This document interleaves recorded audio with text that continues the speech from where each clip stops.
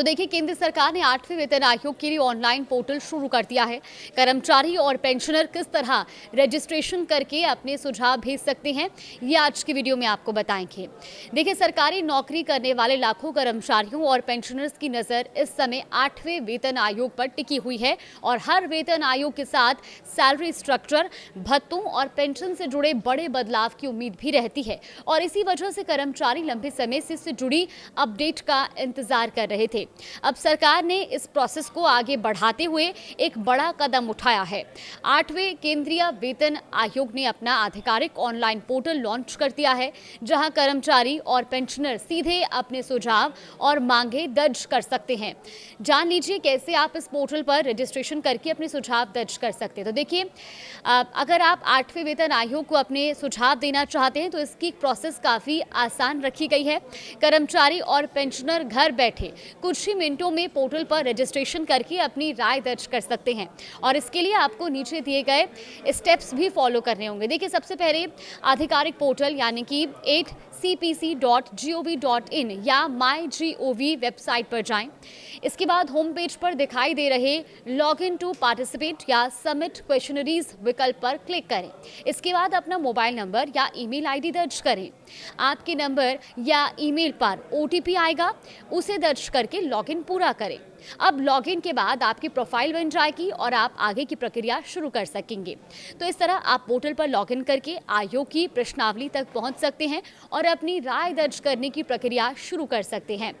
अब पोर्टल पर लॉगिन करने के बाद कर्मचारियों को एक प्रश्नावली भरनी होगी। 8वें वेतन आयोग ने इसके लिए कुल 18 सवालों की एक सूची तैयार की है और इन सवालों का मकसद ये समझना है कि मौजूदा वेतन व्यवस्था में कर्मचारियों को किन किन बदलावों की जरूरत महसूस हो रही है।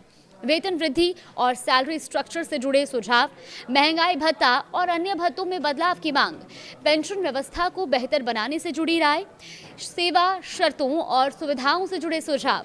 कर्मचारी अपने अनुभव और जरूरत के हिसाब से इन सवालों का जवाब दे सकते हैं। कई कर्मचारी संगठन भी अपने सामूहिक सुझाव इसी माध्यम से भेज सकते हैं। इससे आयोग को अलग अलग वर्गों के कर्मचारियों की समस्याओं और अपेक्षाओं को समझने में मदद मिलेगी। देखिए, सुझाव भेजने से पहले आप ये बातें जरूर जान लें। देखिए, सरकार ने इस प्रक्रिया के लिए एक तय समय सीमा भी तय की हुई है। कर्मचारी और पेंशन भोगी एक निश्चित अवधि के भीतर ही अपने सुझाव भेज सकते हैं। इसीलिए अगर आप अपनी राय दर्ज कराना चाहते हैं तो समय सीमा का ध्यान रखना बेहद जरूरी होगा। सुझाव भेजने की प्रक्रिया 5 मार्च 2026 से शुरू हो चुकी है। सुझाव जमा कराने की अंतिम तारीख 30 अप्रैल 2026 तय की गई है। आयोग केवल ऑनलाइन जमा किए गए सुझाव ही स्वीकार करेगा। इसके अलावा कागज, ईमेल या PDF के जरिए भेजे गए ज्ञापन मान्य नहीं होंगे। केंद्र सरकार के कर्मचारी, पेंशनर, रक्षाकर्मी और कर्मचारी संगठन इसमें भाग ले सकते हैं। अब पोर्टल पर आए सभी सुझावों का आयोग विस्तार से विश्लेषण करेगा और इसके बाद कर्मचारियों की जरूरतों और आर्थिक परिस्थितियों को ध्यान में रखते हुए वेतन और भत्तों में बदलाव से जुड़ी सिफारिशें तैयार की जाएंगी। तो साथ ही सुझाव देने वाले लोगों की पहचान पूरी तरह गोपनीय रखी जाएगी। तो अगर आपने भी अभी तक रजिस्ट्रेशन की प्रक्रिया के बारे में जानकारी नहीं जुटाई है या प्रोसेस शुरू नहीं की है तो एक बार इस वीडियो को ध्यान से सुनें।